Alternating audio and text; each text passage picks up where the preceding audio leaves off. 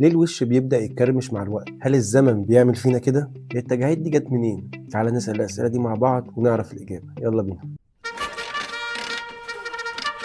أول حاجة لازم تعرف إن الشمس فيها السر كله، أشعة فوق البنفسجية بتيجي من الشمس تدخل على الكولاجين اللي في الجسم وتبدأ تدمر فيه حتة حتة. الكولاجين دي بقى المادة المسؤولة عن شد الجلد، والحل بسيط، واقي للشمس. بس مش عايز اقول لك اسعاره نار نار نار، ده المنقذ الوحيد ان انت تحمي جلدك. انا بحط واقي الشمس ده في الصيف بس، شتاء ايه يا عم؟ احب اقول لك ان لا، صيف شتاء لازم تحط. الشمس موجودة طول السنة، والأشعة فوق البنفسجية برضو موجودة، والكولاجين هو اللي بيقل. والكولاجين ده بقى حكايته حكاية، هو اللي بيخلي الجلد مشدود ومفرود بالمكوى. بس مع السنين بقى الكولاجين ده بيقول لك باي باي مع السلامة، تحسه انه رايح معاش.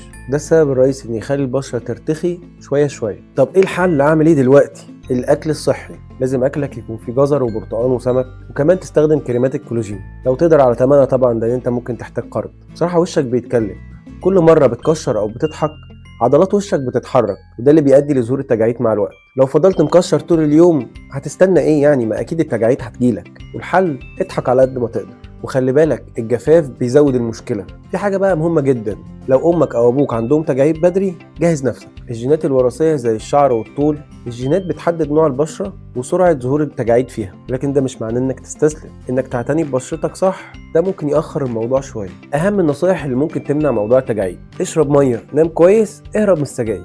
ودول مش محتاجين يتشرحوا. اللي حابب اقوله لك ان التجاعيد لو بدأت تظهر اضحك، خليها هي اللي تخاف منك. ضحكت او كشرت كده كده هيجيلك، فمن الاولى ان انت تضحك. ولازم تعرف ان التجاعيد جزء طبيعي من حياتنا. تقول لك انت عشت وضحكت وكشرت وواجهت كتير في الدنيا، فمش عيب ان وشك يكون فيه علامات. وعلى فكره لو فعلت زر الجرس مش هيجيلك تجاعيد، بالعكس هيجيلك فيديوهات كتير. وعاوزين نكبر سوا، مش بالتجاعيد، بالقناه.